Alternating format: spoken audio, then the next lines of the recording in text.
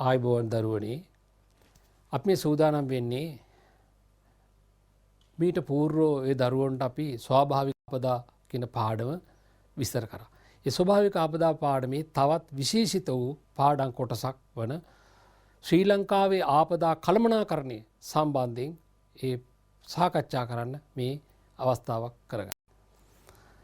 මේ දරුවන්ට අපි මේ ශ්‍රී ලංකා ආපදා කළමනාකරණය කියන පාඩම් කොටස 13 ශ්‍රේණියේ 3 වෙනි වාරයට හිමි පාඩමක් වශයෙන් ඇතුල් කරලා තියෙනවා. විශේෂයෙන් ශ්‍රී ලංකාවේ ආපදා කළමනාකරණය සම්බන්ධයෙන් තමයි මේ පාඩම් කොටස ওই දරුවොත් එක්ක සාකච්ඡා කරන්න තියෙන්නේ. මේකේ දරුවන්ට පේනවා නිපුණතාවයේ භෞතිකා මානුෂ භූදර්ශනය සංරක්ෂණය කිරීමට හා පවත්වා ගැනීම උපකාරී වන ධනාත්මක ආකල්ප වලින් යුක්තව හැසිරෙයි කියලා නිපුණතාවක් යටතේ තමයි මේ පාඩම් කොටස නිපුණතා ඒකට අදාළ නිපුණතා මට්ටම් ඇතුළු කරලා තියෙන්නේ. අපි බලමු මේකේ නිපුණතා මට්ටම මොකක්ද කියලා. ඒක තමයි අපේ ඍජු පාඩම. නිපුණතා මට්ටම තමයි ශ්‍රී ලංකාවේ ආපදා කළමනාකරණයට සක්‍රියව දායක වෙයි. ඔය දරුවන්ට ආපදා කළමනාකරණය ශ්‍රී ලංකා ආපදා කළමනාකරණයට අපි ඒ කියන්නේ එකේ මොකද්ද ආපදා කළමනාකරණය කියන එක ඒකේ ක්‍රමවේද ඒක ඇතුල් වෙලා ඒක ඉගෙනගෙන ඔය දරුවන්ට හොඳ නිපුණතා මට්ටමේ එක අදහසක් දක්වලා තියෙනවා සක්‍රියව දායක වෙයි. ඔව් අපි මානව ප්‍රජාව වශයෙන් මානව වශයෙන් ওই දරුවෝ අපි සියලු දෙනාම මේ කළමනාකරණයට ආපදා කළමනාකරණයට සක්‍රියව දායක වේ. සක්‍රියව දායක වීම කියන එක සුවිශේෂ ප්‍රකාශනයක් තමයි මම දකින්නේ මේ නිපුණතා මට්ටමේ. මොකද මේක සුවිශේෂ කාරණයක්.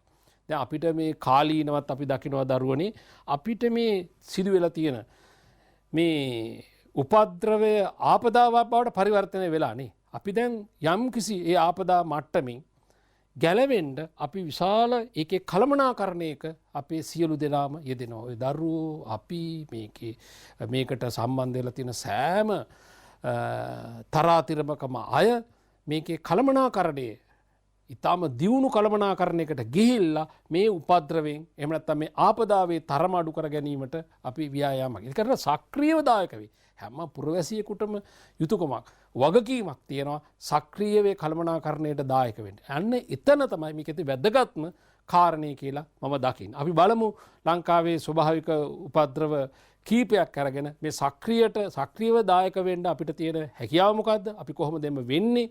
අපිට කළ හැකි දේවල් මොනවද? රජයේ වටගෙන ඇති ක්‍රියාමාර්ග ඒ වගේ දේවල් තමයි මේ පාඩමේ නිපුණතා මට්ටමේ තුල ගැබ් වෙලා තියෙන්නේ. ඒක නිසා අපි බලමු මින් ඉදිරියට ඒ නිදර්ශන සහිතව ඒවා සාකච්ඡා කරන්න. මම කැමති මේක ඉගෙනුම් ඵල දරුවන්ට පෙන්වන්න. මේක කියනවා ආපදා කළමනාකරණය යනු කුමක්දයි විස්තර කරයි. එහෙනම් ওই දරුවන්ට මේ පාඩම අවසානයේදී මෙන්න මේ ඉගෙනුම් ඵලයට පිළිතුරක් ලියන්න වාචිකව ප්‍රකාශ කරන්න පුළුවන් වෙන්න ඕනේ. මොකද්ද ආපදා කළමනාකරණය කියලා ලිඛිතව ලියන්න පුළුවන්කම තියෙනවා. කාට හරි ප්‍රකාශ කරන්න පුළුවන්. මෙන්න මේක තමයි ආපදා කළමනාකරණය කියලා. මේ පාඩම අවසානයේ එවැනි හැකියාවක් ඔබ ලැබුවොත් ඒක අපේ උත්සාහයේ සාර්ථක ප්‍රතිඵලයක් කියලා අපි විශ්වාස කරනවා. ඊළඟට කියනවා ශ්‍රී ලංකාවේ ආපදා කළමනාකරණ යාන්ත්‍රණය පිළිබඳ තොරතුරු ඉදිරිපත් කරයි. ඒතර මේ ආපදා කළමනාකරණ යාන්ත්‍රණයක් තියෙනවා. ඒකේ විස්තර ඒකේ ක්‍රියාකාරීත්වය ওই දරුවන්ට පැහැදිලි කරන්න පුළුවන් වෙන්න ඕනේ. අපි මේත් එක්ක මේ ඉගෙනුම් ඵලයට තව එකතු කරලා තියෙනවා කාරණයක්. මොකද්ද? මේ කළමනාකරණය මේ ආපදා කළමනාකරණයට අර අපි නිපුණතාවයක තිබුණා සක්‍රියව අපිට දායක වෙන්න පුළුවන්නේ කොහොමද? එක් ආපදාවල් අරගෙන මේ උපද්‍රව වලින් එන ආපදාව වළක්වා ගන්න. ඒක තීව්‍රතාවය අඩු කර ගන්න. මොනවද අපිට එකට කරන්න? අපි එවැනි දේත් මේකට ඇතුල් කරලා මේ පාඩම ওই දරුවන්ට අවබෝධ කරලා දෙන්න තමයි මගේ මේ උත්සාහය. ආපදා කළමනාකරණය කියන්නේ මොකක්ද කියලා ওই දරුවන්ට ඒ අවබෝධයකින් ඒක අරගෙන ඒ වගේ පැහැදිලි කිරීමක් කරන්න පුළුවන් වෙන්න ඕනේ. එවැනි අදහසක් මම මේකේ දක්වලා තියෙනවා. ඉතින් මේකම නෙමෙයි මෙවැනි අදහසක් දක්වන පරිච්ඡේදයක් එහෙම නැත්නම් පැහැදිලි කිරීමක් ওই දරුවන්ට මේකේ අවසානයේ කරන්න පුළුවන් වෙන්න ඕනේ. මේකේ මොකද්ද බලමු අපි දාලා තියෙන්නේ. ආපදාවන්ට බලපාන හේතු වැළැක්වීම. දැන් ආපදාවකට බලපාන හේතු වළක්වන්න. දැන් උදාහරණයක් වශයෙන් අපි ආපදාවකට ලක් වෙලා තියෙන මේ කාලය තුලදී ඒකට එන හේතු වැළැක්වීම. එහෙනම් ඒක ඒ උපද්‍රවයේ සිදුවීමට ජෛව විද්‍යාත්මක මේ කොවිඩ් COVID-19 මේ ඒක උපද්‍රවය ඒක ආපදාවට පෙරලලා තියෙනවා. දැන් ඒකට බලපාන හේතු තියෙනවා. ඒ හේතු වැළැක්වීම. දැන් ඒ බලපාන හේතු තමයි මිනිස්සු දුරස්ව තියලා දරුවන්ට පාසල් නැතුව ගෙවල් වල ඉන්න කියලා තියෙන එක තමයි. නේද? මාසයක් දාලා පාර යන්න කියලා තියෙනවා. ඈතින් ඉන්න කියලා තියෙනවා. හොඳට හැම වෙලෙම අත සෝදන්න කියලා තියෙනවා. ඉතින් ඒවා ඒ බලපාන හේතුත් වළක්වන. ඉතින් මේවා තමයි අර කළමනාකරණයේදී භාවිතා වෙන ක්‍රමවිප. ඉන් සිදුවන ප්‍රතිවිපාක අවම කිරීම. ඔව් මේකේ ප්‍රතිවිපාක ඊටාම බරපතලයි. නේද? කෙරවල වෙන්නේ මරණයකින්. ඉතින් ඒ වගේ දේවල් ප්‍රතිවිපාක අවම කරගන්න පුළුවන් අර නිසි කළමනාකරණයකින්. ඒක තමයි මේ කියන්නේ.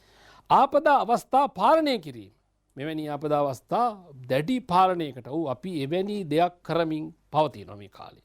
ප්‍රජාවට සහාය වීම පිණිස අවශ්‍ය ක්‍රියාකාරකම් සැලසුම් කරන්න. අන්න මේ ප්‍රජාවට බෑ මේවා හිතලා එක ඒවා කරන්න. එහෙනම් මේ ප්‍රජාවට මේකට දායක වෙන්න, සක්‍රියව දායක වෙන්න මේක ඊට ඉහළින් උපදේශනයක්. ක්‍රමවේද ඒ ක්‍රමෝපායන් පිළිබඳ මිනිස්සු දැනුවත් කරන්න ඕන. මිනිසුන්ට එක කියා දෙන්න ඕන. ඒ කරන විදිය අවබෝධ කරලා දෙන්න ඕන. අන්න එහෙම ඒකට තමයි කළමනාකරණය කියලා කියන්නේ. ඒකට එවැනි දේවල් සැලසුම් කරන්න ඕන. සැලසුම් කිරීම.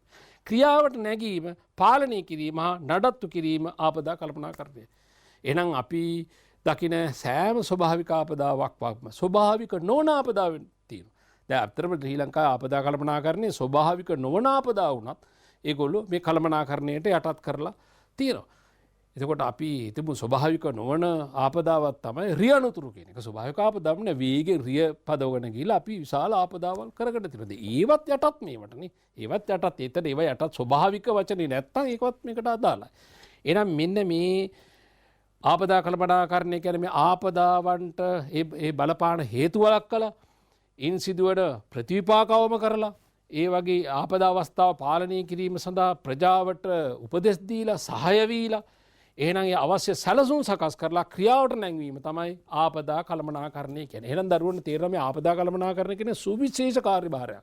සුවිශේෂ තැනක්. මොකද මේක තමයි අපේ ආපදාවේ අපේ රටේ සිදුවෙන ස්වභාවික උපද්‍රවවල ආපදාව අඩු කරගන්න. ඒවා වළක්වා ගන්න තියෙන ක්‍රියාමාර්ගය තමයි මේ ආපදා කළමනාකරණය. එහෙනම් එවැනි පැහැදිලි කිරීමක් තමයි මේ තියෙන්නේ. බොඩක් මේක ඇතුලේ ඊටාම ගැඹුරු අදහස් තියෙන මේවා ඉතින් ලිහිල් කරලා කතා කරලා තවත් විස්තර සහිතව ලියන්න ඔය දරුවන්ට හැකියාව තියෙන. අපි මේ සාරාංශ කරපු ආපදා කළමනාකරණේ විස්තරය තමයි තියෙන්නේ.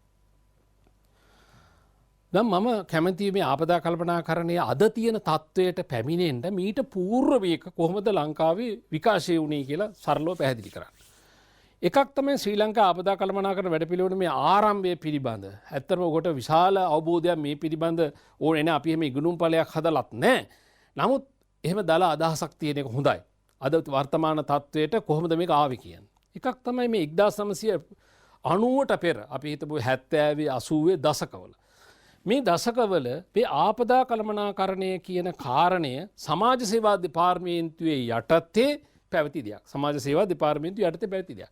ඒක සමාජ සේවා දෙපාර්තමේන්තුව යටතට මේක යටත් කරලා එයින් සහන සේවා සැපීම තමයි කරලා තියෙන්නේ.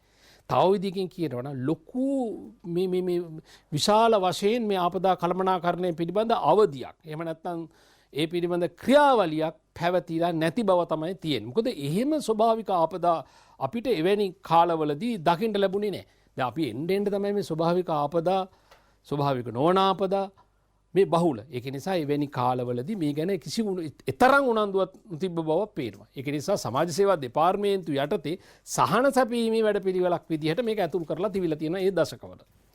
ඊළඟට 1990 මේ ලංකාවේ ස්වභාවික ආපදා කළමනාකරණ වැඩපිළිවෙලේ එක මංසන්දියක් එනවා. මොකද්ද?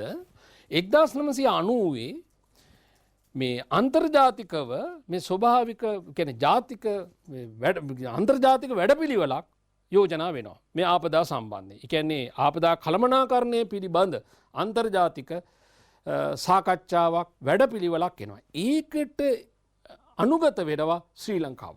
අපි එක්සත් ජාතික සංවිධානයේ සමාජිකයෝ ඒකින්ද ඒ හරහා මේ 90 දශකයේ ආරම්භ වුණු ආපදා අවම කිරීමේ අන්තර්ජාතික වැඩපිළිවෙල අපි උනන්දු කරනවා එක්තරා කාරණයක් සම්බන්ධයෙන්. ඒතර 90 එවැනි ආරම්භක කාලයක්. බලමු ඊට පස්සේ මොකද වෙන්නේ කියලා. මේ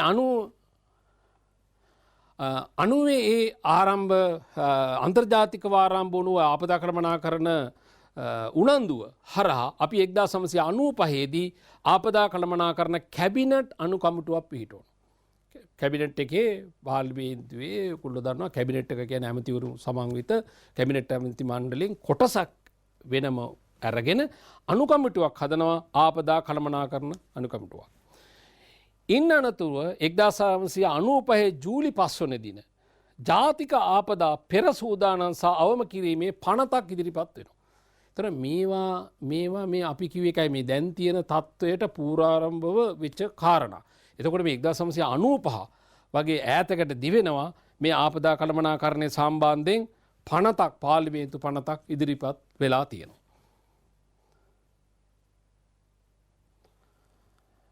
එක්දාසමසය 96 අර පනතෙන් පස්සේ ජාතික ආපදා කළමනාකරණ මධ්‍යස්ථානයක් පිහිටුවා.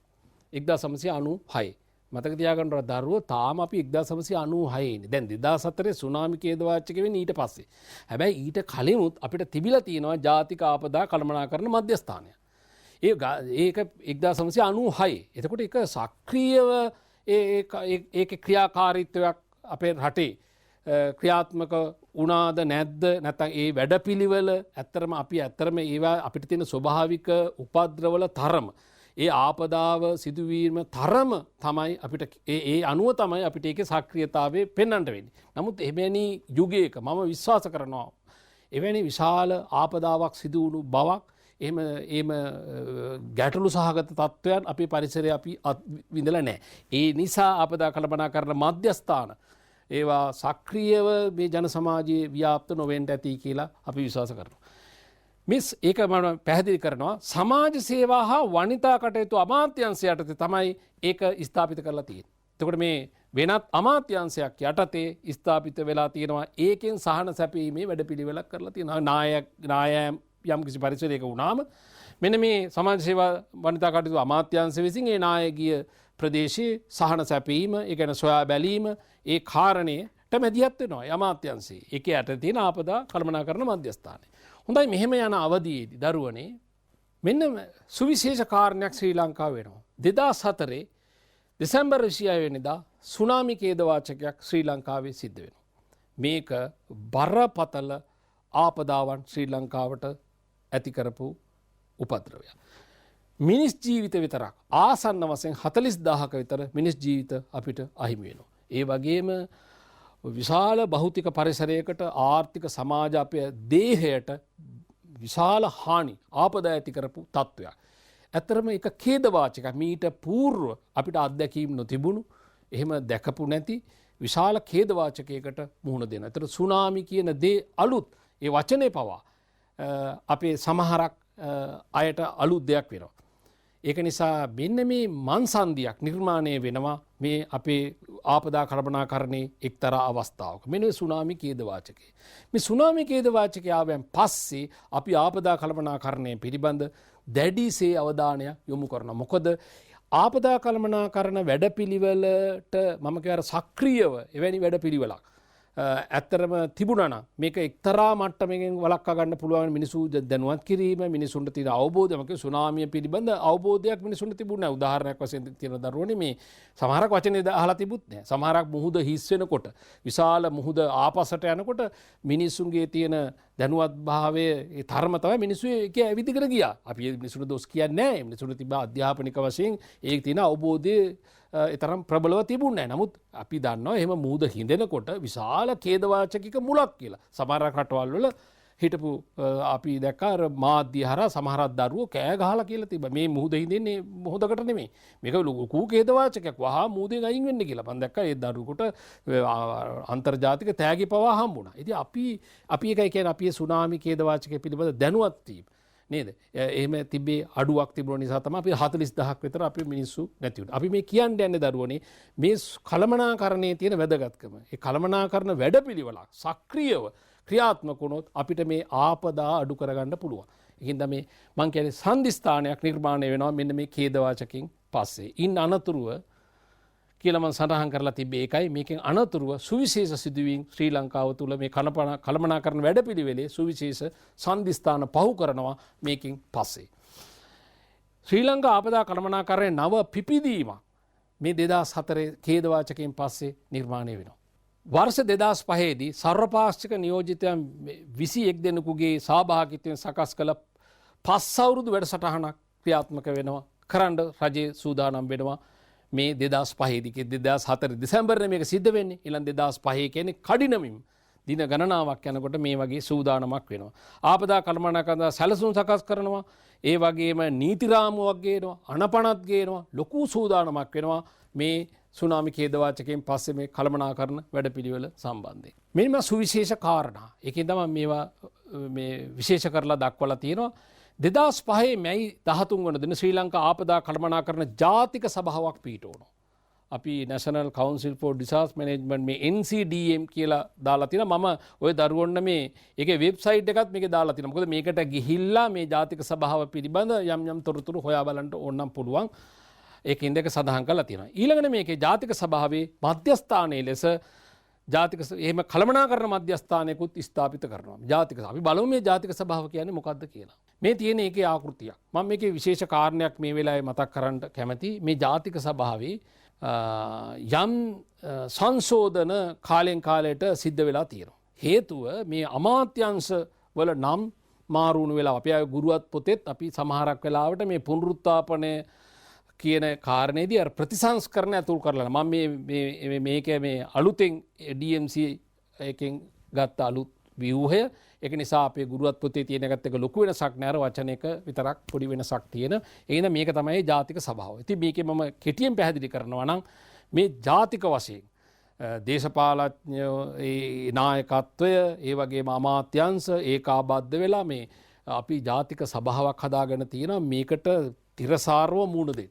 ඒක ඊටාම තීරණ ගන්න පුළුවන් ඉහළම පෙළේ නායකයාගේ සමන්විත එකක්. මේක බලන්න සභාපති වෙලා තියෙන අතිගරු ජනාධිපතිතුමා. ඒ වගේම උපසභාපති වශයෙන් කටයුතු කරනවා අග්‍රාමාත්‍යතුමා.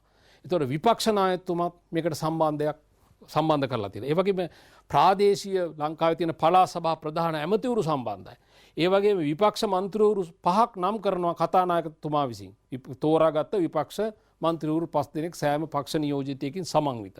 ඊට එහෙම ජාතික සභාවක් හදපුවම අපිට පේනවා සෑම දේශපාලන පක්ෂම නියෝජනය වෙලා පාර්ලිමේන්තුවද පළාත් පාලන ආයතනද සම්බන්ධීකරණයකින් ජාතික සභාව නිර්මාණය කරතේ. අපිට එතකොට පුළුවන් ශ්‍රී ලංකාවටම සම්බන්ධ වැඩපිළිවෙලක් ඉතාම නිවැරදිව කරන්න. ඒකින්ද තමයි අපි කියන්නේ ජාතික සභාවේ ඒ ආකෘතිය තමයි ඔබට පේන්නේ. එතකොට මේක සම්බන්ධ වෙලා තියෙනවා ආපදා කළමනාකරණ මධ්‍යස්ථාන. මේ දෙපැත්තේ තියෙන්නේ මේ සම්බන්ධයෙන් අමාත්‍යාංශ සම්බන්ධ කරපු අමාත්‍යාංශ තමයි මේ දෙපැත්තෙන් සම්බන්ධ කරලා තියෙන්නේ. මම එකින් එක නම් කරන්නට යන්නේ මේ ඔක්කොම අමාත්‍යාංශ.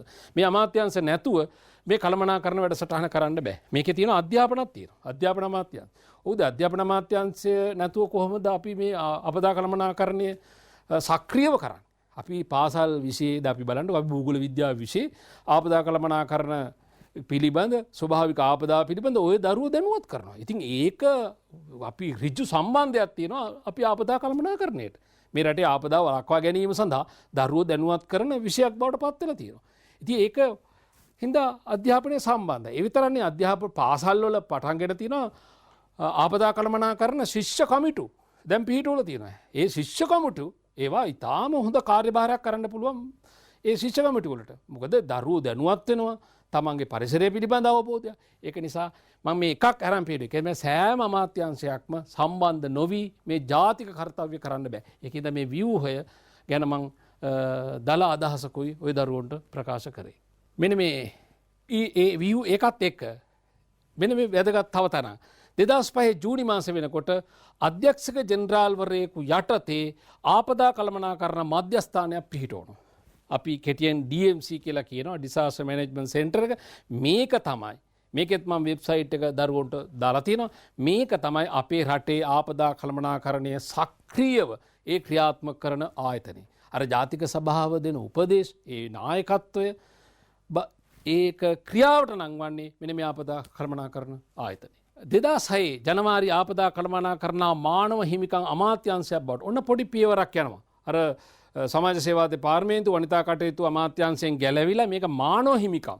මොකද ඇත්තටම අපි මානව හිමිකම් ලොකු සම්බන්ධය එහෙම අමාත්‍යාංශයක් බවට මේක සම්බන්ධ කරනවා. ඒත් මානව හිමිකම් සහ ආපදා කළමනාකරණ අමාත්‍යාංශය 2006 2010 දැන් තිබ හොඳම පියවර ගන්නවා. මොකද්ද? අපිට දැන් ආපදා කළමනාකරණ අමාත්‍යාංශයක් වෙනම තියෙනවා.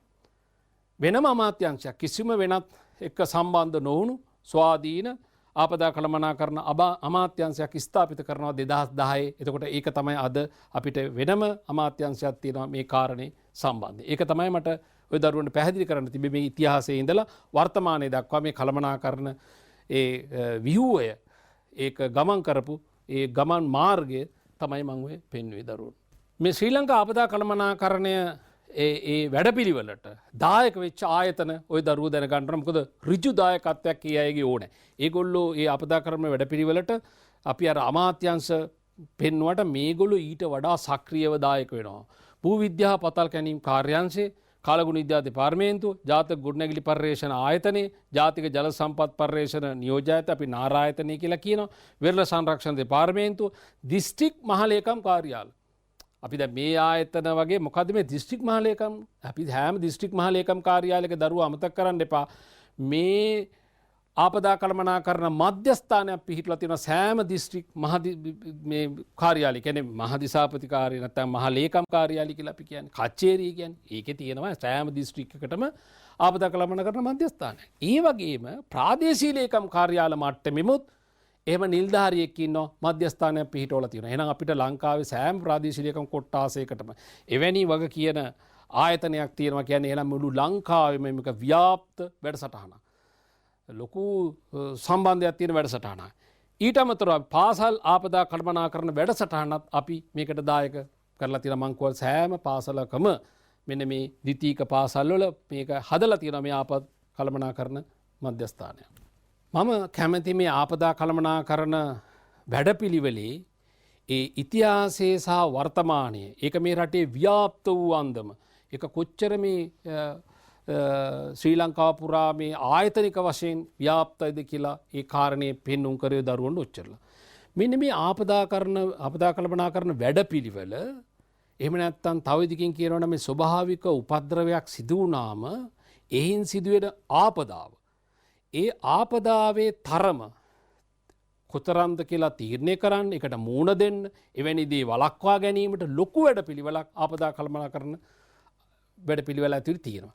මේ වැඩපිළිවෙල සමස්ත වැඩපිළිවෙල චක්‍රයක් විදියට මේක ගොනු කරලා තියෙනවා ආපදා කළමනාකරණ චක්‍රය කියලා අපි එකට කියනවා. මේ වැඩපිළිවෙලම සමස්ත වැඩපිළිවෙල ඒ චක්‍රය තුල ගැප් කරලා තියෙනවා කොටස් හතරකින්. අපි බලමු. ඉස්සලම මම කියනවා මේ ආපදා කළමනාකරණ ඩිසාස්ටර් මැනේජ්මන්ට් සර්කල් එකේ ශ්‍රී ලංකාවේ ආපදාවක් සිදුවීමට పూర్ව අවස්ථාවේ සිට කියන ආපදාවක් සිදුවීමට කලින් උනත් ඔයගොල්ලෝ ක්‍රියාත්මකයි. අපි බලමු නිදර්ශන සහිතව පස්සේ සිට පශ්චාත් ආපදාව දක්වා. ඒ කියන්නේ ආපදාව සිදු වුණාමෙන් පසු දක්වා කළමනාකරණ වැඩපිළිවෙල ආපදා කළමනාකරණ චක්‍රය නමින් හඳුන්වනවා. ඉතින් ආපදා කළමනාකරණ චක්‍රය තුල එහෙනම් කියනවා ආපදාවක් වෙන්න పూర్ව කටයුතුත් එක ඒක ඊට పూర్ව අපේ සූදානම් පිළිබඳත් ඒක ඇසි තියෙනවා. ඒ වගේම ආපදාවක් සිදු වුණාන් පස්සේ කළ යුතු වැඩ පිළිවෙලත් ඒ චක්‍රය තුල තියෙනවා. එහෙනම් ඒ ආපදා කළමනාකරණ චක්‍රය කියන්නේ ඒ සමස්ත වැඩ පිළිවෙල ඇතුළත් චක්‍රයක් තමයි ඒ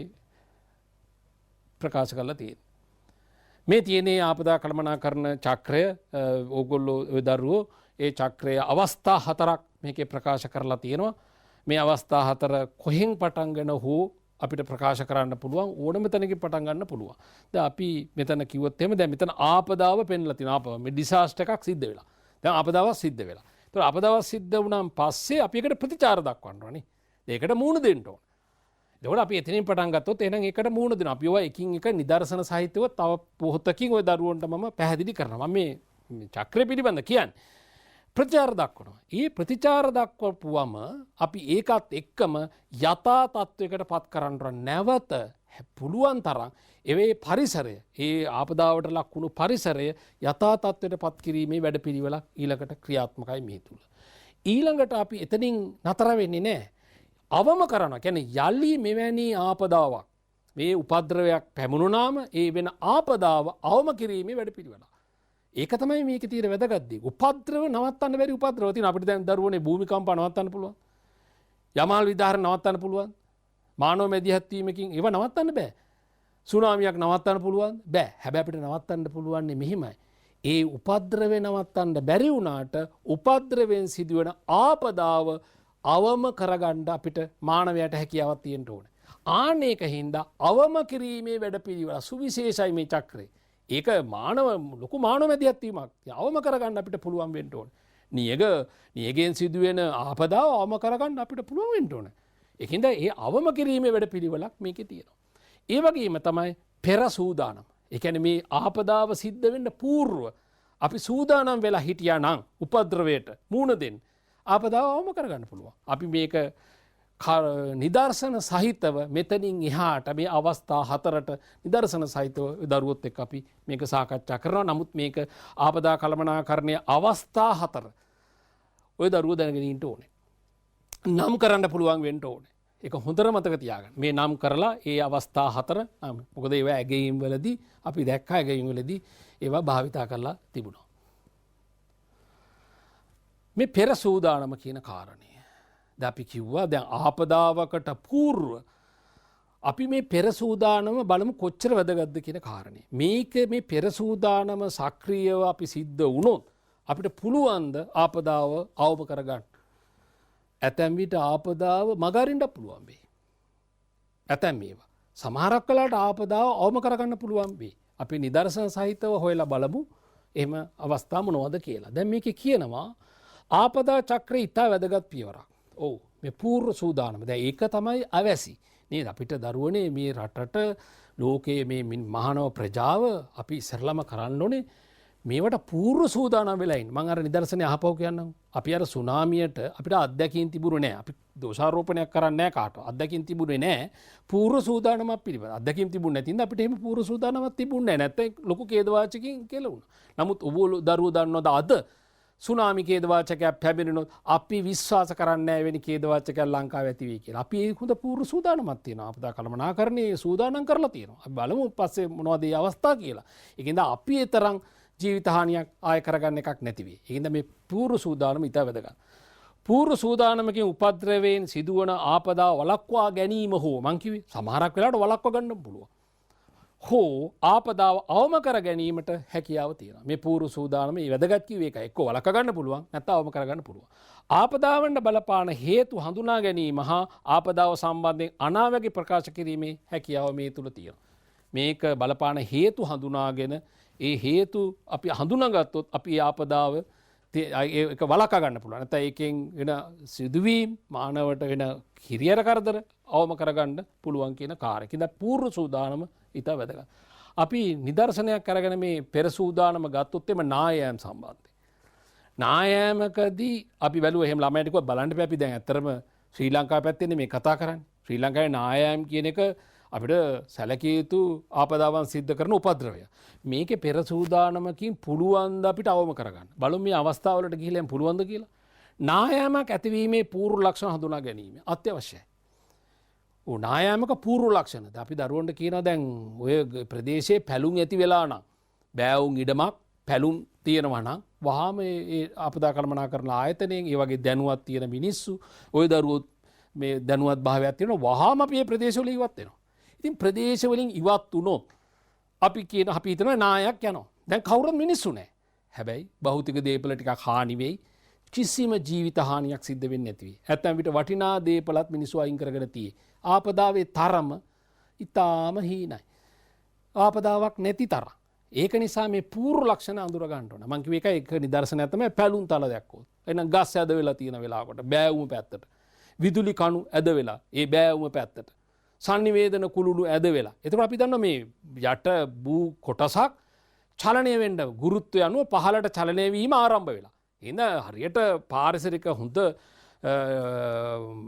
ඇහැකින් මේ දිහා හොඳ පරිසර විද්‍යාත්මක ඇහැකින් දැක්කොත් අපි සමහරක් අය දැනුවත් බං කියන මේ ඉඩම් ටිකක් නායන්න ඉඩකට තියෙන ඉඩම්. ඇයි? අර වගේ ලක්ෂණ. ඒ ගස් වැඩිුණ දිහා ඒව ඇදවීම දිහා කුළුණු ඇදවීම පැලුම් තල තිබීම එවැනි දේවල් දැකලා අපි ගෙවල් වල බෑවුම් ඉඩම් වල තියෙන ගෙවල් වල බිත්ති වල ඉරිතලලා ගිහලා තියෙනවා. නිතර හැම ගෙදරකම වගේ තීරණ අපි තේරුම් ගන්න ඕන මේක ගෙදරක එක දෝෂයක් නිර්මාණය කිරීමේ දෝෂයක් නෙමෙයි හැම ගෙදරකම බිතිවල ඉරි ගිහිල්ලා නම් අපි පණිවිඩයක් තියෙනවා මේ ප්‍රදේශයේ එක්තරා විදිහක යම්කිසි නායයන් උපද්‍රවයකට භාජනය වෙලයි කියන කාරණේ. ඒකින්ද ඒ වගේ පූර්ව ලක්ෂණ හඳුනා ගැනීමට හැකියාව අපිට ඕනේ. ඒක අත්‍යවශ්‍යයි. නායම් ආපදාවට පෙර ජනයා ඉවත් කර ගැනීම හා එම ආපදාවට ශක්තිමත්ව මුහුණ දීමට හැකියාව තියෙනවා. ඔව් එහෙම දෙයක් පූර්ව ලක්ෂණ හඳුනාගත්තා නම් අර මං කිව්වේ අපි මිනිස්සු ඉවත් කරගත්තා නම් අපි ආපදාව අපි අවම කරගෙන. ඒ වගේම තමයි මේ ආපදාවට පසුව අපදාව ඒ අවස්ථාවේ අපදාව සිදුවෙන අවස්ථාවේ සහ පසුව ක්‍රියාත්මක කළ යුතු කාර්යයන් රැසක් තියෙනවා. ඒවා පෙර සූදානමක් වශයෙන් කළ හැකිව තියෙනවා. උදාහරණයක් වශයෙන් දාලා තියෙනවා අපි දැන් විශාල ප්‍රදේශයක් නායන බව අඳුරගෙන තියෙනවා. මිනිස්සු ඉවත් කරගෙන. හැබැයි නායනවා. අපි සූදානම් වෙන්න මොකද ඊළඟට කරන්නේ? එහෙනම් ඒවට අවශ්‍ය අරමුදල් හොයාගන්න, සම්පත් හොයාගන්න වෙයි. නීතික රාමුව නීති රීති අවශ්‍ය නම් ඒව සූදානම් කරගන්න වෙයි. නේද? ඒවට අපි පාරිසරික ඒකට මූණ දෙන්න ඒ ශක්තිමත්ව ඒකට වටපිටාවක් හදා ගැනීම තමයි මේ පෙර සූදානම කියන්නේ. එහෙම හදාගත්තොත් අපිට මේකේ අවම කරගන්න පුළුවන් මේ ආපදාව. ඒක හින්දා මේ පෙර සූදානම කියන එක ඉතා වැදගත් කියන කාරණේත් එක නිදර්ශනයකින් තමයි දරුවන්ට මම පෙන්වා දුන්නේ. ශ්‍රී ලංකාවේ නායෑමේ අවදාමක් සහිත ප්‍රදේශ සිතියංගත කරලා තියෙනවා. දැන් රජය ඒකත් පූර්ව සූදානමකට ගත්ත ක්‍රියාමාර්ගයක්. රජය සිතියංගත කරලා ප්‍රාදේශීය ලේකම් කාර්යාලවලට යවලා තියෙනවා. මෙන්න මේ භූමි භාග නායෑමකට ඉඩකඩ තියෙන ප්‍රදේශ. ඒක සිතියම් හදලා තියෙනවා. මෙන්න මේවා අවදානම් සහිත ප්‍රදේශ. මේවා ඉදිකිරීම කරන්න දෙන්න එපා. මේවා ඉදිකිරීම කරනකොට හොයලා බලන්න. මේවා මානව භූදර්ශන ගොඩනගනකොට මේ ගැන අදාළ නීති රීති ජනයා දැනුවත් කරන්න. ඒක නිසා ඒවා සිතියංගත කරලා රජයේ මැදිහත් අවදානම් ප්‍රදේශ මානුෂ ක්‍රියාකාරකම් තහනම් කළා. තාම දල බෑවුන් ඉඩන්න. ඒවා නායන්ට ඉඩකඩ තියෙනවා නම් ඒවා මානුෂ භූදර්ශනයක් කියන්නේ ජනාවාස හෝ ගොවි බිම් බවට පරිවර්තනය කිරීම හෝ යටිතර පාසුකම් දියුණු කිරීම අපිට වළක්වලා නවත්තලා දාන්න පුළුවන්. ඉතින් එහෙම නැවැත්තුවොත් ආපදාවක් නැහැ. නේද? ආපදාවක් නැහැනේ. ඒකින්ද ආපදාව වළක්වා ගන්න පුළුවන්.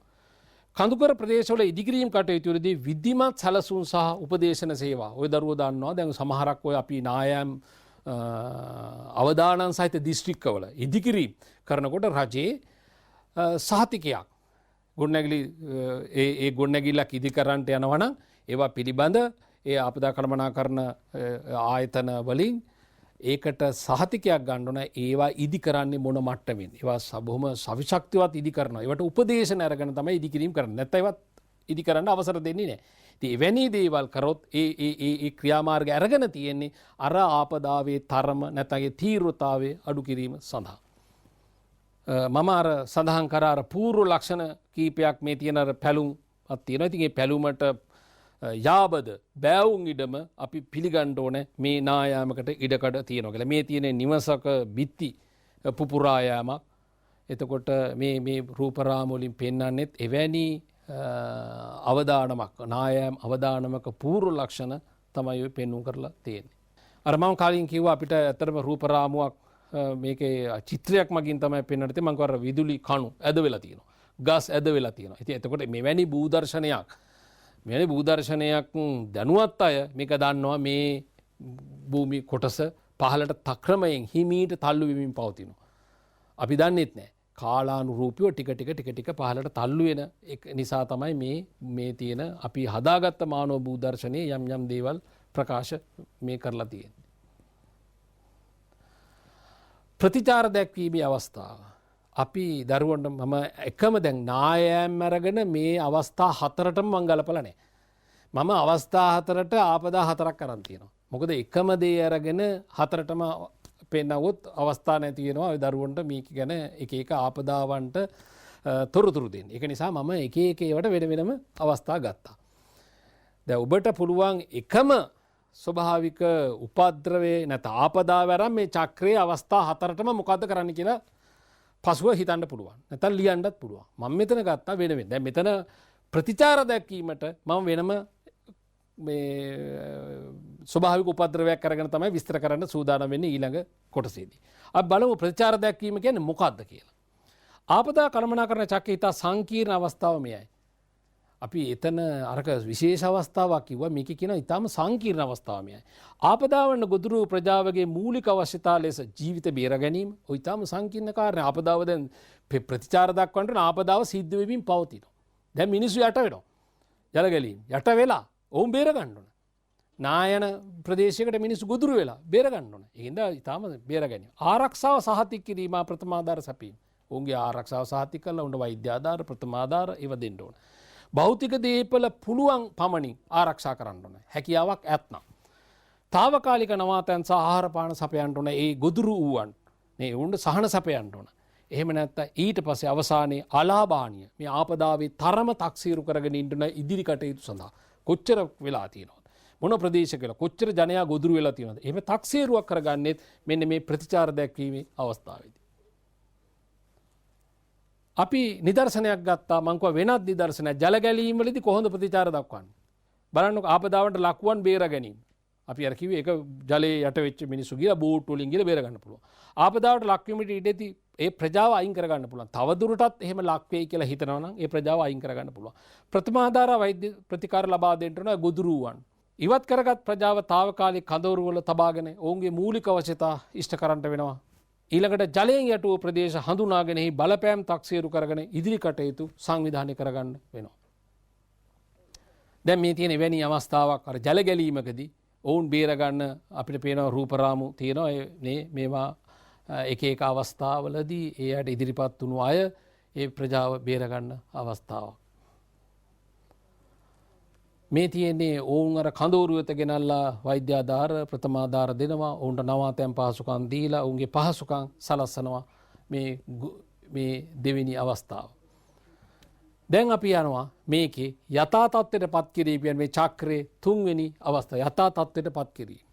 මේ රිකවරි කියන එක යථා තත්ත්වයට කොහොමද යථා තත්ත්වයට මේක පත් කරන්නේ? කියන්නේ තිබුණු තත්ත්වයට ඒ ප්‍රදේශයේ ගේන්න බැරි වෙයි.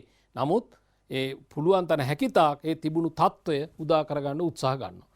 ආපදාවට භාජන වූ ප්‍රජාවගේ ජීවන තත්ත්වය පෙර තිබූ තත්ත්වය හෝ හොඳට තේරුම් ගන්න දරුවෝ පෙර තිබූ තත්ත්වයට මිනිස්සු ගේන එක හෝ ඊට වඩා වැඩි දියුණු කිරීමට අවශ්‍ය පරිසරය නිර්මාණය කිරීම තමයි මෙහි මූලික පරමාර්ථය. හරි වැදගත්. හරි වැදගත් ප්‍රකාශයක්. මේ ගොදුරු වුණාම මේ ආපදාවට ඒ මිනිස්සු මුලින් හිටපු තත්ත්වයට හෝ ඊට වඩා හොඳ තත්ත්වයකට ගෙනීම මේකේ වැඩපිළිවෙල. අපිට එහෙම අවස්ථා තියෙනවා මම පස්සේ කියන්නම් ශ්‍රී ලංකාවේ ඔවුන් තිබුණු තත්ත්වයට වඩා ශක්තිමත් කරපු අවස්ථා තියෙනවා ඔවුන්. ඒක නිසා ඒක හොඳ අවස්ථාවක් මේකේ යථා තත්ත්වයට පත් කිරීම කියන එක. ඊට අදාළ තීරණ ගැනීම ප්‍රතිපත්ති ක්‍රියාත්මක කිරීම මේකෙදි සිදු කරන්න පුළුවන්. දැන් යථා තත්ත්වයට පත් කිරීම කියන එක පැහැදිලි කරේ. අපි බලමු උපද්‍රවයක් අරගෙන මේක කොහොමද යථා තත්ත්වයට පත් කරන කියන එක කාර්යභාරය බලමු වෙනත් නිදර්ශනයක් අරගෙන. අපි බලමු සුනාමි කේද වාචකය. අධ්‍යක්ීමුත් තියෙනවා. මේ සුනාමි කේද වාචකයේදී යථා තත්ත්වයට පත් කිරීම කියන ඒ චක්‍රයේ අවස්ථාවට සුනාමි කේද වාචකයෙන් පස්සේ එකට මුහුණ දුන්නේ කොහොමද කියලා. මේක කියනවා ආපදාවට ලක් වූ ජනතාවගේ ශාරීරික මානසික සෞඛ්‍ය මට්ටම යථා තත්ත්වයට පත් කිරීම. ඔව් ලොකු කේද වාචකයක් නේ 40000ක් පමණ මිය ඇදෙනකොට ඒගොල්ලෝගේ ඥාති මිත්‍රාදීන්ගේ මානසික තත්ත්වය කොහොම වෙන්නේ නැද්ද? ඒ ජීවිත අහිමුණු ඒ පරිසර තත්ත්වයන් කොහොම වෙන්නේ නැද්ද? ඒ වගේම තුවාල ලැබුවන් විශාල ප්‍රමාණයක් හිටියා. එහෙනම් ඔවුන් යථා තත්ත්වයට පත් කිරීම මේකේ විශේෂ කාර්යයක්. ඇත්තටම ලොකු කාර්යභාරයක් ඒ කාලේ. අපි දැක්කා උපදේශන සේවා. ඒ ගොදුරුවන්ගේ මානසික සෞඛ්‍යය, මානසික තත්ත්වය හදන්න ලොකු වෙහෙසක් කඳවුරු පවත්තලා විශේෂඥයෝ ගිහිල්ලා ඒ අයට ඒවා දැනුවත් කරලා ඔවුන්ගේ සිත් සනසන්න පටන් ගත්තා. ඒ ගොදුරුවන් ප්‍රථමාධාර දුන්නා ඔවුන් විවිධ සෞඛ්‍ය පහසුකම් ලබා දීලා ඔවුන් එකෙන් ගලවා ගන්න ලොකු වැඩපිළිවෙලක් තිබුණා. ඒ තමයි යථා තත්ත්වයට පත් කිරීමේ එක අවස්ථාවක්. ඊළඟට හානි වූ නිවාස යටිතල පහසුකම් తాවකාලික මෙන්ම ස්ථීරවද ගොඩනැගි. ඉස්සෙල්ලාම අපි తాවකාලිකව මිනිස්සු ගෙනල්ලා එහෙම ගොදුරු නොවන ඊටාම කියන්නේ සුරක්ෂිත තැන්වල ඒ මිනිස්සු ගාල් කරා. ඔවුන්ට කඳවුරු හැදුවා. ඔවුන් ආහාර පාන දීලා తాවකාලිකව රඳව ගත්තා. ඊට පස්සේ මොකද කරේ? දිගු කාලීන වැඩපිළිවෙලක් වශයෙන් ඔවුන්ට නිවාස හදලා දුන්නා. මම අර මුලියදී කිව්වා අපි දැක්ක මාධ්‍ය හරහා මිනිසුන්ගේ අදහස් අරන් ඒගොල්ලොන්ට තිබුණු නිවාසවල වැඩි හොඳ නිවාස හම්බුණා කිව්වා. ඇත්තටම ලංකාවේ සුනාමි කේදවාචකයෙන් පස්සේ විවිධ රටවල් විශාල වශයෙන් උදව් උපකාර කරා ශ්‍රී ලංකාවට. ඒගොල්ලෝ නිවාස හදලා දුන්න සමහරක් රටවල් මුදල් පරිත්‍යාග කරා අපිට හැකියාව වුණා මේ රටේ ඒ කළමනාකරණ වැඩපිළිවෙලට පුළුවන් වුණා මිනිස්සුන්ට ඉතාමත් හොඳ නිවාස හදලා දෙන්න. නිවාස වෙනත් ඒ ආයි ගොදුරු නොවන ප්‍රදේශ අඳුනගෙන හොඳ නිවාස නිර්මාණය කරලා දුන්නා. ඒකෙන්ද අපි කිව්වර තිබුණු තත්වයටත් වඩා මිනිස්සු ශක්තිමත් කරපු අවස්ථාත් අපිට තියෙනවා කියලා කිව්වේ ඒකයි. ආපදාවට මුහුණ දුන් ප්‍රජාවගේ ජීවන තත්ත්වය පෙර තිබූ තත්ත්වයට වඩා වැඩි දියුණු කිව්වා. සමහරක් ආර්ථික කටයුතු කඩා වැටුණ ආර්ථික අපි දැන් දීවර කර්මාන්තයේ දුණු අයගේ දීවර ආම්පන්න එයාට අදාළ බෝට්ටු ඒවා ණය ආධාර මත හෝ පරිත්‍යාගව ඒවා ලබා දුන්නා. ඒ තිබුණු ආර්ථිකයට වඩා හොඳ ශක්තිමත් ආර්ථිකයක් සකසලා දෙන්න උත්සාහ ගත්තා. ඉතින් මේ වැඩපිළිවෙල තිබුණේ යථා තත්ත්වයට පත් කිරීම කියන ඒ කළමනාකරණ වැඩපිළිවෙලේ ඒ කාර්යය තමයි ඒක අපි දැක්කේ. දැන් මේ තියෙන්නේ එවැනි හදපු අපි ලංකාවෙම පුටාගත්ත නිදර්ශනය මේ ගෙවල් ඒ සුනාමි ඛේදවාචකයෙන් අහිමි වෙච්ච වෙරළබඩ ආසන්න හිටපු මිනිස්සුන්ට ඒවා නැවත එවැනි උපද්‍රවයක් නොවන ප්‍රදේශයක ඊටාම විධිමත් හොඳ නිවාස ඒ අයට හම්බුණා. අපි දැක්කා ඒවා ඊටාම හොඳ පරිසරවල ගොඩනගලා මිනිස්සු බොහොම ඒවා බාරගත්තා ඊටාම සන්තෝෂයෙන්. ඒකින්ද අපි දැක්කේ අර කලින් කිව්වා වගේ ඒගොල්ලන්ට හොඳ අවස්ථාවක් උදා වුණා. ඒ චක්‍රයේ අපි කළමනා චක්‍රයේ අවස්ථාව. මෙන්න අවම කිරීම කියන කාරණය මේ චක්‍රයේ අවසාන කාරණය අවම කිරීම. ආපදාවන්ට ගොදුරු වීමේ ඉඩකඩ අවම කිරීම මෙහිදී ප්‍රමුඛ අවේක්ෂාව. මෙන්න මේ අවම කිරීම කියන එක මේ මිටිගේෂන් කියන එක නැවත ආරම්භය වගේ අපිට දැනෙනවා නිකන්. අපිට ළමයින්ට මේක ලියාගෙන යනකොට තේරෙයි මේ ආරම්භක අවස්ථාවත් මේකමද කියලා. ඔව් එවැනි දේවල් වෙනවා. දැන් මේක කියනවා අපි මේ චක්‍රය තුල අවම කිරීම සඳහා ගන්නා ක්‍රියාමාර්ග ඉන් පසු එළමෙන පෙර සූදානමට ගත්ත ක්‍රියාමාර්ග හා ගැලපෙනවා. ඒවා එක සමපාත වෙනවා. ඒ දෙකම එකක් වගේ ඇත්තනේ. අවම කරන්න ගන්න ක්‍රියාමාර්ග හිතලා බලන්න. අවම කරගන්න ගන්න ක්‍රියාමාර්ගයක් කියලා අපි හිතමු. නියගේ අවම කරගන්න අපි වැව් පිළිසකර කරගන්න. ඇල මාර්ග හදනවා. වැහි ජලය එකතු කරනවා. ඉතින් ඒක පෙර සූදානමට සමානයි. නේ? ආපදාවට ගොදුරු වෙන්න තියෙන ඉඩකඩ අවම කරනවානේ. ඒකෙන්ද මේ දෙක එකක් විදිහට පෙන්눔 කරනවා. ඒ කාරණේ තමයි මේකට කියලා. අපි බලමුකෝ නිදර්ශනයකින් ඒ කාරණේ. අවම කිරීම අපි ගත්තා නියගේ. අපි කිව්වේ දැන් මේ අවස්ථා හතරටම ලංකාවට බලපාන ස්වභාවික උපද්‍රව හතරක් වෙන වෙනවා. දැන් මේ නියගේ ගත්තා. අවම කරන්න නියගේදී මොකද්ද කරන්න පුළුවන් කියන කාරණේ. දිගුකාලීන ක්‍රියාමාර්ග තියෙනවා. නියගේ පිටු දක්වගන්න නියගේ වෙන නියගේ උපද්‍රවයක් වශයෙන් පැමිණෙනකොට නියගෙන් සිදුවෙන ආපදාව අවම කර ගැනීමට ගන්න පුළුවන් ක්‍රියාමාර්ග දිගුකාලීනව. නව ජල සම්පාදන ක්‍රියාමාර්ග හදන්න. නව ජල සම්පාදන කියන්නේ වැව් නැවත තව වැව් ඉදි කරන්න පුළුවන්. ජලාශ හදන්න පුළුවන්. ජලය එක්රැස් කරගන්න ස්ථාන ඒවා ගොඩනගන්න පුළුවන් කියන එක. ඊළඟට තමයි තිබූ වාරි මාර්ග වැව් ජලාශ පිළිසකර කරන්න පුළුවන්. ගොඩ වුණු වැව් නැවත අපිට ඒවා හාරලා වැව් සකස් කරන්න පුළුවන්. ඇල මාර්ග නැවත තිබුණ ඒවා පිළිසකර කරලා. මේ ඔක්කොම අපි කරන්නේ ඇයි? ජල හිඟේ මගව ගන්න. මොකද්ද නියගේ කියන්නේ? ජල ඇත්තරම නියගේ අපි ගිය පාඩමේදී විග්‍රහ කරා. නියගේ අර්ථ දක්වවා විදි තුනකට. දැන් කුෂිකාර්මික නෙවෙයි කියන්නේ ගොවිතැනට ජලය හිඟකම නේ. දේශගුණික නියගේ කියන්නේ වහින්නේ නැහැ කියන එක. අපි මොකෙන් හරි මේ බලන්නේ වහින්නේ නැති එකේ ආපදාව මොකද්ද? අපිට ජලය හිඟයි කියන එක. එහෙනම් ජලයේ හිඟතාවයේ මග ඇරව ගන්න පුළුවන් නම් නියගෙන් කරන බලපෑමක් අවම වෙනවා. ඒ නිසා ජල සම්පාදනයට මූලික තැනක් දෙන්න පුළුවන් මේ අවම කිරීමේ අවශ්‍යයි. වැසි ජල ටැංකි භාවිතයෙන් වැඩි දියුණු කිරීම. එහෙනම් මිනිසු නියගයක් අපි නියග උපද්‍රවයේ තියෙන ප්‍රදේශ ඒ ආපදාවට ගොදුරු වෙන ප්‍රදේශවල උනන්දු කරනවා මේ වැසි ජලය එකතු කර ගැනීම. ඒවා ඒ ටැංකි පවත්වා ගැනීම. ඉතින් ඇත්තට මේ මිනිසුන්ගේ ජල ප්‍රමාණය ජල හිඟේ මගෑරෙනවා නම් ආපදාව අඩු වෙනවා. ජල පෝෂක ප්‍රදේශ ආරක්ෂා කිරීම එක දීර්ඝකාලීන මහා පරිමාණ වැඩක්. අපිට ජල සම්පාදනය කළ තියෙන ඇලදොල ගංගාවල ජල පෝෂකයන් ආරක්ෂා කර ගන්නත් ඕනේ මේ නීගයන්ට මුණ දෙන්න නම්. මේ තියෙන්නේ ඔය අපි කිව්වනේ අර ජලය ඇත්තටම නියගයක් එනවා නම් ජල හිඟයක් නම් එන්නේ ඒක ඒ හිඟේ තියෙන ප්‍රබල කාරණේ ජල හිඟේ නම් ඒවට ඔරොත්තු දෙන විදි හොයාගන්න. දැන් මේ තියෙන්නේ කෘෂිකර්මය සඳහා විශාල ජල පරිහරණයක් නොකොට කුඩා ජල ප්‍රමාණයකින් වගා කිරීමේ ක්‍රමය. දැන් බිඳු ජල තාක්ෂණය ජල බිඳු වැටෙන එකද කෘෂිකාර්මික නව ශිල්ප ක්‍රමයක් වගේම අපිට එක පැත්තක දකින්න පුළුවන් ජලය අර පිරිමැස්මෙන් භාවිතා කිරීම. කුඩා ජල ප්‍රමාණයකින් වගා කිරීම. ඒක පෙරලා අපව සම්බන්ධ වෙනවා මේ නියගේ පිටු දැකීමටත් කරන්න තියෙන ජල හිඟේ පිටු දැකීමට මෙවැනි කාරණා.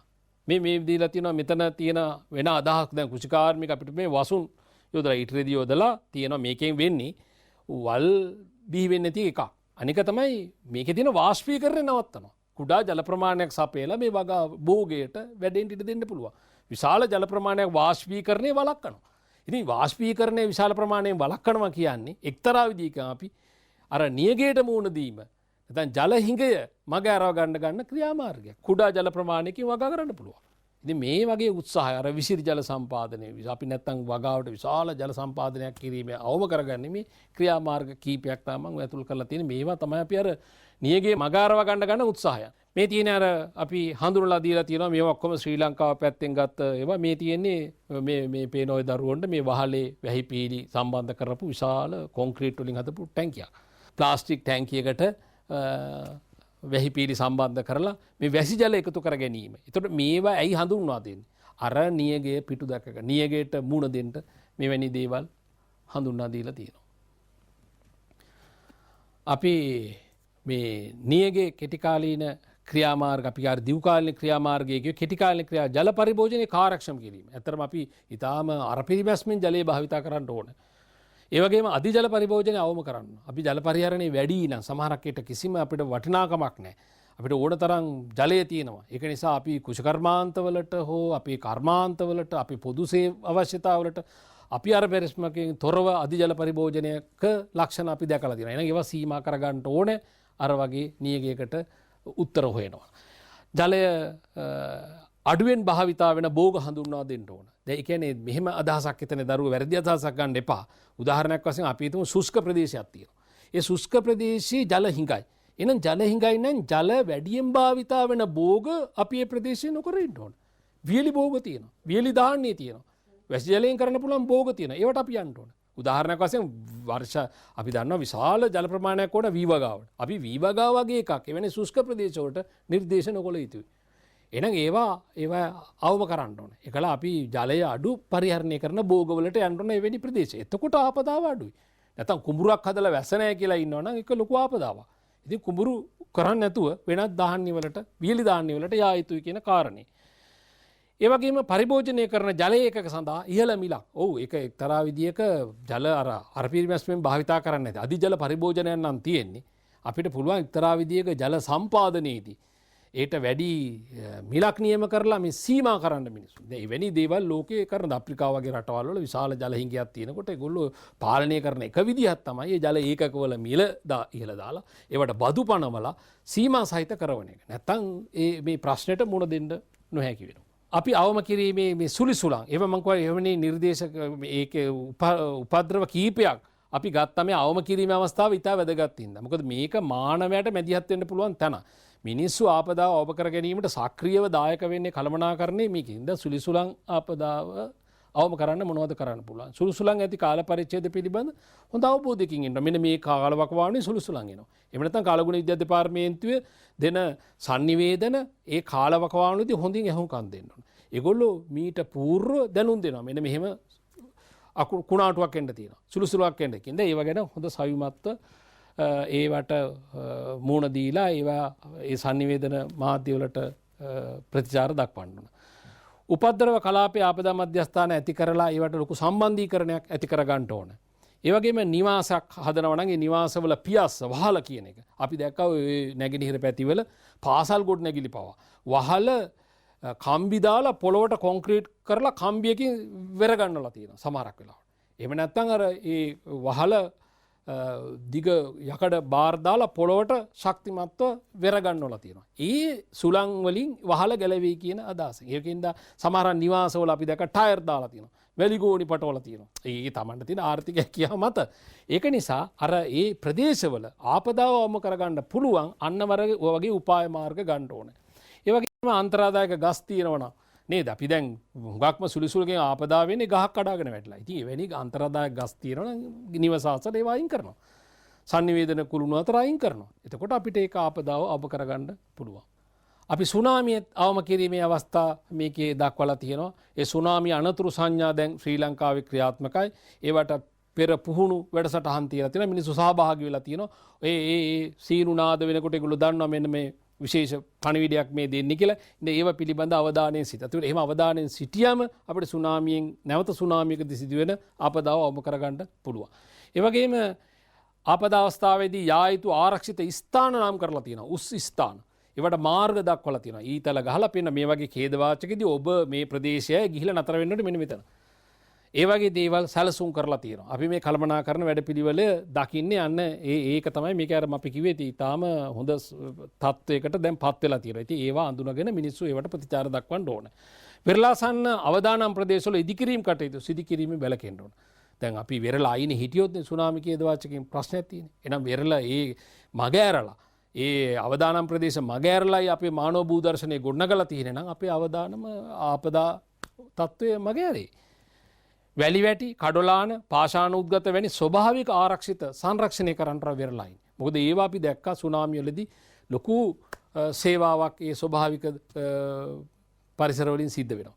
නේද? වැලි වැටි සමහරක් වැලි වැටි පහු කරගෙන සුනාමි රැළ ඇවිල්ලා තිබුණේ නැහැ. සමහර කඩොලාන පරිසර ඒ සුනාමි ඛේදවාචකයේ ඒ ආපදාව වළක්වලා තිබුණා.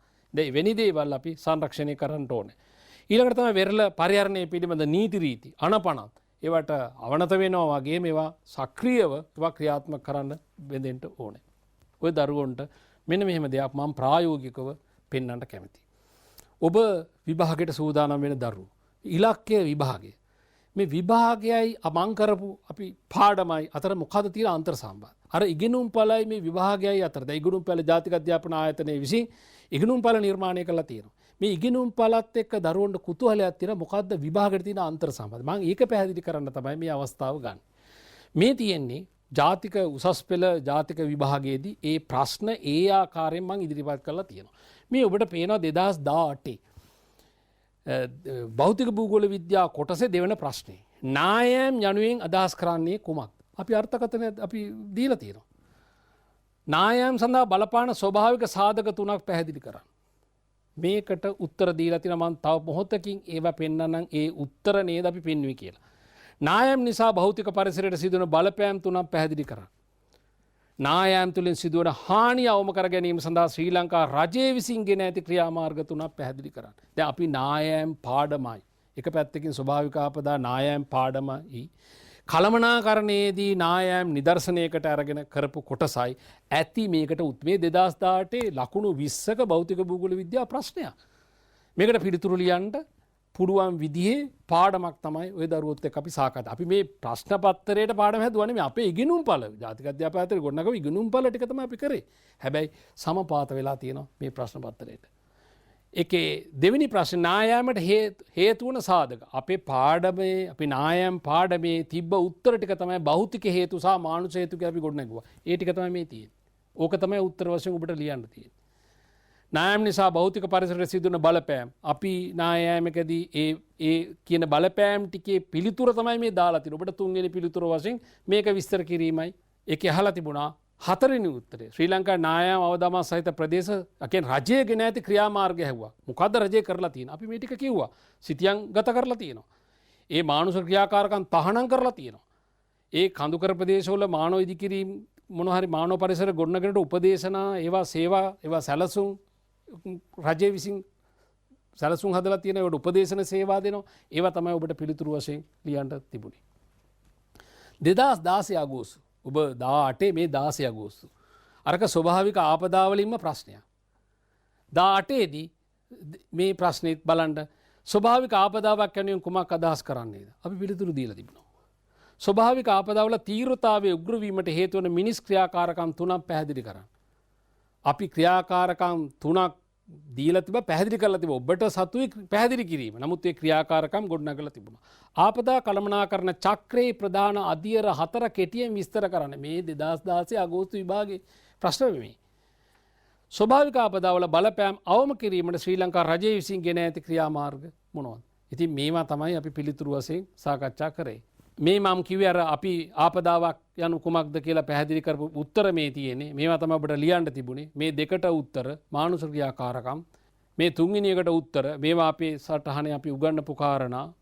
2017 උසස් පෙළ. මට මෙන්න මෙතන තවත් කාරණයක් පැහැදිලි කරන්න තියෙනවා. ස්වභාවික ආපදා පාඩම විතරක් නෙමෙයි වෙනත් පාඩම් වලටත් අපේ ස්වභාවික ආපදා පාඩම සම්බන්ධ බව ওই දරුවන්ට කියන්න තමයි මම මේ සූදානම් වෙන්නේ. මොකද ඒකකේ අන්තර්ජන්‍ය බලවේග. අන්තර්ජන්‍ය බලවේග කියලා ඒකකයක් ඔය දන්න භෞතික භූගෝල විද්‍යාවේ තියෙනවා.